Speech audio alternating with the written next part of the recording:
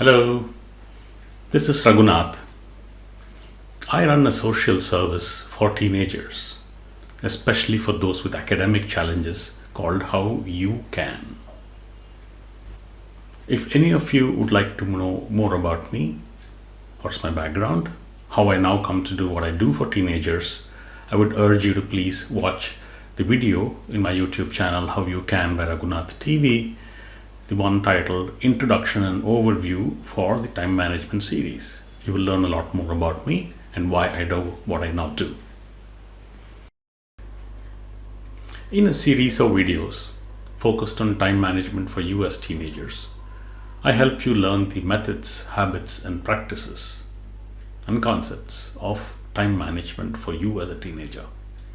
These have helped me a long way in my academic and professional journey.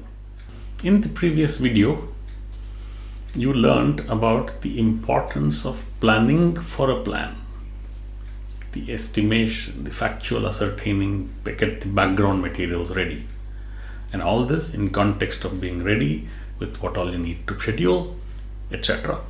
Now we are actually in the process of ascertaining how much time should I give, the quantification of it, the actual brass tacks. In doing so, in this video, I'm going to borrow from an economics concept and help you relate that to studies and time management. This thing called supply and demand is an economics concept. I will try and help you relate to this concept for time managing for your studies in this video, in the process of helping you estimate the correct amount of time for studying. The estimating of time changes depending on which part of the academic year you are in. School days, you have a certain schedule in which 80% of your day is gone to external requirements like school, if you're going for tuitions and so on. In this video, I will focus on the one part of your academic year, which is the study time during the exam holidays before you appear for an exam, or Sundays or weekends. More importantly, study holidays if you're giving a board exam at the end of the year. So by illustrating with that, training you up for the methods to do in that period, I hope you will be able to apply the same principle, as we will see in subsequent videos, for school times, weekdays also. So assume we're going to now learn how do I estimate time for a given subject during a day or days, or like study holidays, when all the day is mine. I can schedule things. We will try and understand the supply and demand concept in context of time management through this example. The basic concept here is, if the portions which I need to study need X time, that is the demand by the subject, you have to somehow give and supply X hours. So the supply needs to meet the demand. Conversely, if you only have so much time, say Y hours, you have to ensure and figure out how are you going to prepare for everything needed in that Y time. So the demand needs to fit the supply.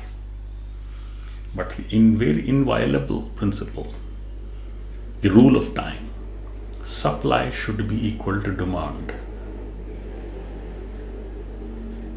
If you only have 5 hours, you cannot estimate that you need 8 hours. You have to fit every subject in that 5 hours.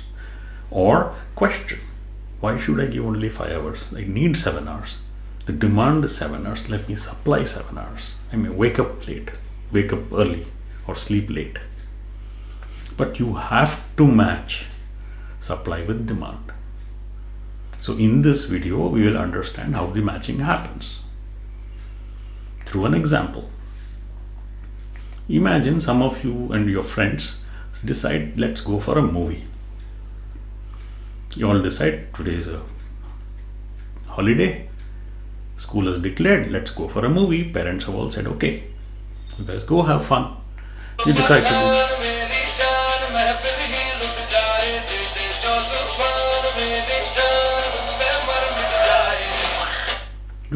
to go for this movie. Wow, Shah Rukh Khan movie. One of you jump and say, I will go get the tickets. So off you scoot. No questioning anything, no asking anything, ascertaining nothing. You just ran to get the tickets. Maybe you ran to access to a mobile phone to book, or run to the theater to buy the tickets. And since you did not do much ascertaining how much you need to get, you bought 5 tickets.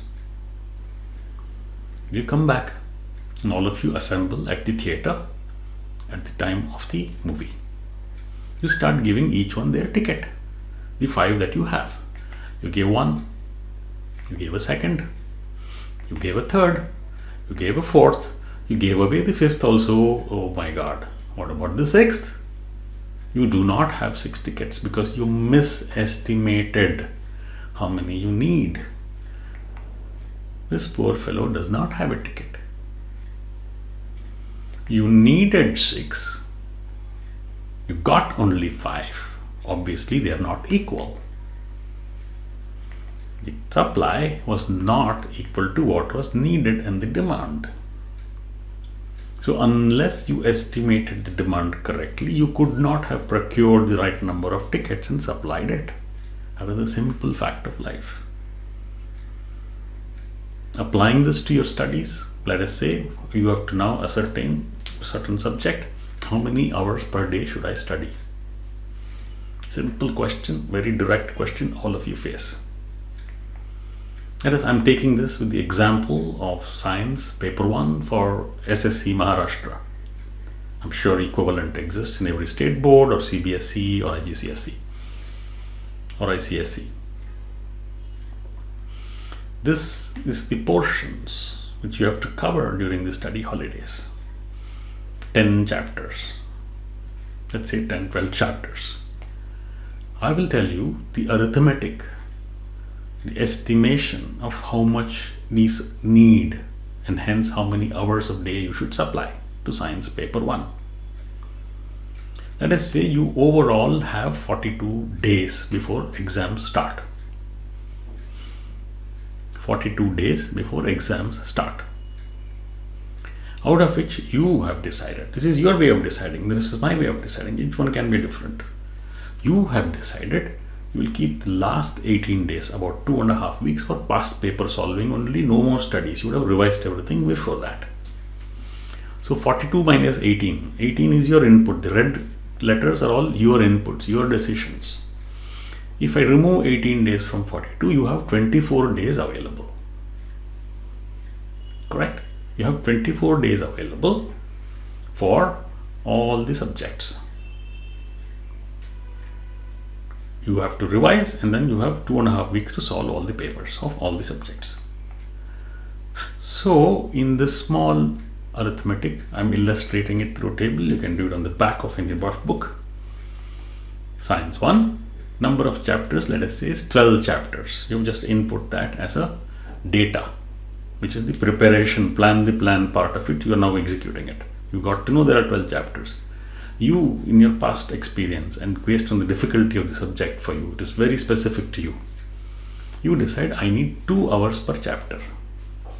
This is not fresh learning, it probably is revising from the last 6 months of teaching.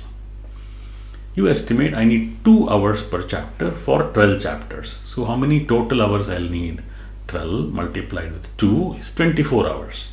I need for Science 1 24 hours to revise and study all the 12 units that there are. 24 hours. In the 24 days that you have. So your style may be, let me study every subject part of the day, not one subject fully for the next 3 days and then go to second subject. So you then say, in 24 days, which I have to allocate 24 hours to Science 1. So 24 hours in the 24 days that I have means 1 hour per day I have to study Science 1. So for your timetable drawing, for your planning, you have derived, I need to allocate 1 hour per day for Science 1. Do that every day, 1 hour, every day, 1 hour, every day, 1 hour for the next 24 days. Successfully, you would have studied and revised all the 12 units of Science 1. This is the way you assess how much should I study based on your own judgment, your own experience of difficulty, etc. of a subject. It is your choice. But there is a science, there is a method to it. You're not giving it 3 hours per day, or you're not giving it only 10 minutes per day. You're giving exactly what is needed. And if you execute it day to day to day, you would have finished Science 1 and repeat this kind of exercise for every subject. You have a full day's schedule. What subject, how many hours you need to give? Simple. Now comes the question. You may say, all this is fine, so micro, so deep.